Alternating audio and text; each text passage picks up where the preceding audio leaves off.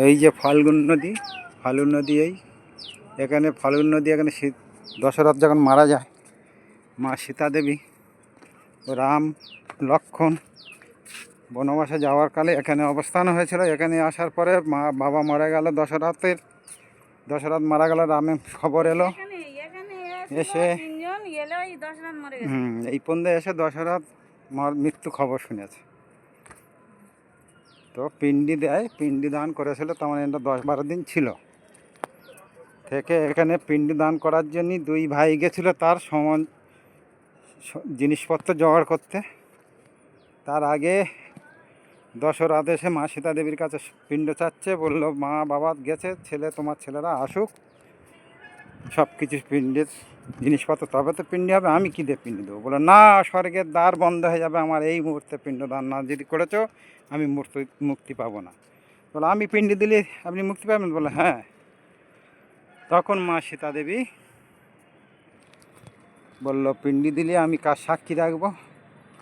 তা দশরথ বললে এই যে ফাল্গুন নদী, তুমি যেখানে পিণ্ড দান করবে সেই সব জায়গা সাক্ষী থাকবে।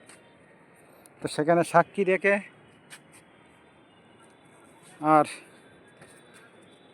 পিণ্ড দান করেছিল। সেই পিণ্ডি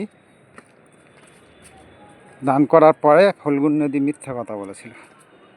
বললি ফাল্গুন নদীর এই যে বর্ষাকালে এই দুর্দশা, একদম জল নেই বললে চলে, কিছু কিছু জায়গায় অংশে জল আছে, একদম পুরো। মা সীতা দেবী তখন অভিশাপ দিল, বললো আমার অভিশাপে তোর সম্মান থাকবে না, তোর উপর দিকে কুকুর ছাগল শিয়াল ঝাঁকে ঝাঁকে পার হবে তুই, আর তোর নদী বলে কোনো তার গতিবেগ থাকবে না, নদী বলে তোর কেউ সম্মান করবে না। সেখান থেকে এই ফাল্গুন নদী শুকিয়ে গেল, বালুচর হয়ে থাকে। ফাল্গুন চৈত্র বৈশাখ জ্যৈষ্ঠ মাসে এলেও শুকনো, তখন বালি খুললে জল পাওয়া যায়।